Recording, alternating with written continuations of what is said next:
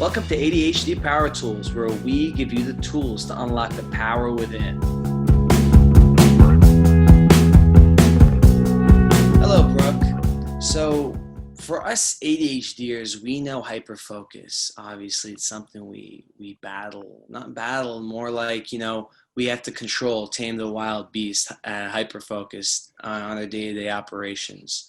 And it's basically, from what I know, obviously, I'm always falling to hyperfocus.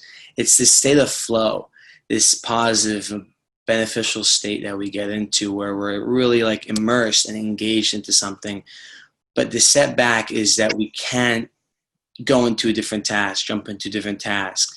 And we spend hours and hours nonstop on something when we know we should be doing something else sometimes, whether it's cooking, social media, video games, any hobby out there, or something you're totally engaged in. Sure. What's your opinion on hyperfocus, and can we channel our hyperfocus into something else, into something productive? Can we train it? Is it good? Is it bad? Sure. So yeah, hyperfocus, it's so funny because people think that ADHD don't have attention, but it's regulating their attention, right? So when you're in hyperfocus mode, all you're doing is attending to this one thing for a very long period of time. So it's not good or bad. It could be good or bad depending on how you use it though.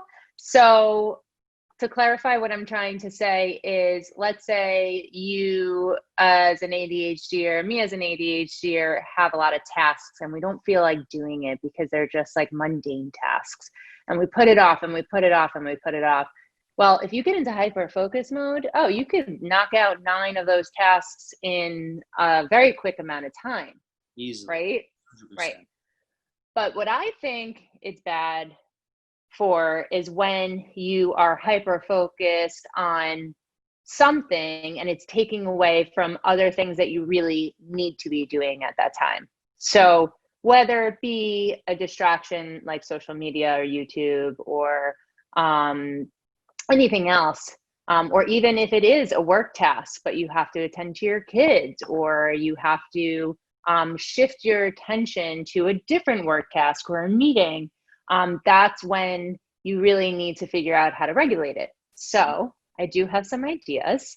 And some of those ideas would be to put alerts up on wherever you are, whether it be on your phone or on the computer or, on a timer, to be your outside stimulus to remind you that at a certain time you need to stop what you're doing. The Pomodoro method that we've spoken about, that's really helpful, not only because your optimal focus time is between 10 and 40 minutes, but it's helpful because it does say to you, okay, it's been 25 minutes. So you think in your mind, all right, what have I gotten done in this 25 minutes? 100%. Those little cues that remind you, it's time to get up and do something else. It's time exactly. to little zone you're in, 100%. Exactly. And yeah, for students who are cramming for a test, exactly. They say it's you only remember maximum 50% of what you've learned. So if you're cramming for a test, and your optimal focus time is 10 to 40 minutes, or if you're doing like a really difficult project at work and your optimal focus is for 10 to 40 minutes, after 40 minutes, you're actually depriving yourself of your own time, and you only have 24 hours a day, right? Mm-hmm. So after those 40 minutes, your focus is going down and it's peaking, it's going down and then eventually going back up after some time, but you're wasting time in between and not really utilizing your best focus. Exactly. And, speaking of the Pomodoro effect, it comes in, it's very, very beneficial, honestly, especially we were talking about as a student and cramming a bunch of work and projects and exams and studying it. I tried my best to kind of get into hyperfocus into studying rather than other things that are stimulating, exciting, and entertaining, such as, YouTube, social media, et cetera, et cetera. And I try to, say I'm studying by myself. Sometimes I try to find a group which I can engage with more often, make it a little more stimulating, share ideas, see one, do one, teach one. I see, I do, and I teach it to others. You know what I'm saying? Sure. And that's how I kind of try to channel my hyperfocus into other productive tasks where sometimes we just don't want to do as students, obviously. But Absolutely.